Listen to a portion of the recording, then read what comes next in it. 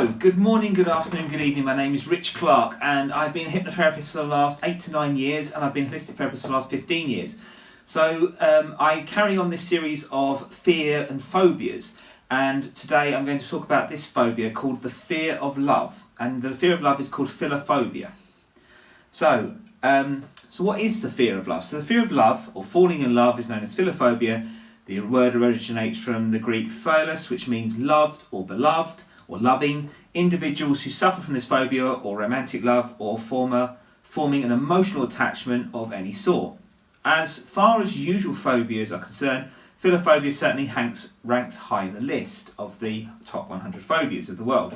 Often this phobia is known to have cultural or religious roots, and where the person may have been committed to an arranged marriage or hence fears falling in love. Actually, one of the things as a hypnotherapist, one of the things we do have is the fear of love, fear of relationships, fear of commitment, fear of marriage, fear of divorce, fear of being alone. It's all interlinked to the fear of love. So this phobia is actually more common in women than in men. The condition can greatly affect one's life to an extent that it becomes difficult to commit or form healthy relationships. Such people tend to live their lives in solitude, which is also another issue, because if they have a fear of being alone, then that causes then the complexity of that. So the belief in Tudor England was that Queen Elizabeth might have been a philophobic. She loved and allowed several suitors to court her, but never came to marriage or commitment. Historians now believe that her condition might have arisen owing to the fact that she had seen her mother, Anne Boleyn, as well as her cousin, executed for love by her father, Henry VIII. So the fact that her own father was responsible for the execution might have made her not believe all romantic relationships have a tragic ending. So this cause of love phobia, here's a couple of reasons why there's a cause of love phobia. So philophobia is unwarranted and an irrational fear of falling in love. Sometimes the sufferer does fall in love, but it causes an intense emotional turmoil in their mind. There are many theories why this could happen, so I'm going to give you a few. So some therapists believe that an intensely negative experience in the sufferer's past may have triggered this reaction. This could be a parent's divorce, watching them fight or separate, or witnessing domestic violence in one's childhood might be responsible for this phobia. Hence, this is where actually I would say about 60% of my clients who have got a fear of love, this is what actually stems from their issue.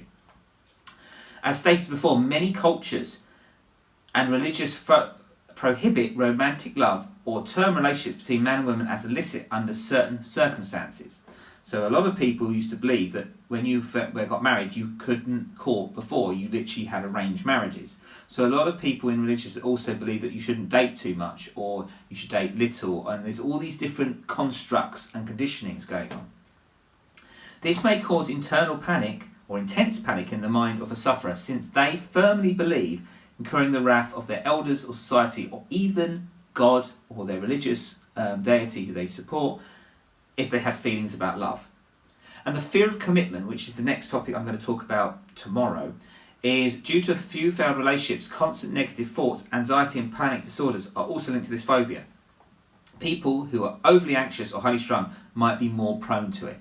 And also this is the issue as well with people who are perfectionists, because as soon as something goes wrong in a relationship, or they're in love with someone, or a friendship goes wrong and the friendship develops into something where it does feel it should go romantic, then if it gets disbanded or it doesn't work, then it's seen as a failure.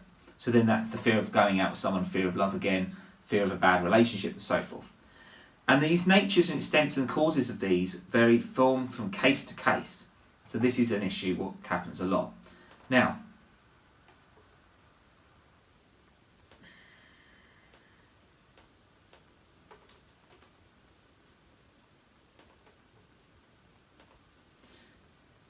so also while we're talking about the fear of love, the symptoms of philophobia is the symptoms may from individual to individual change.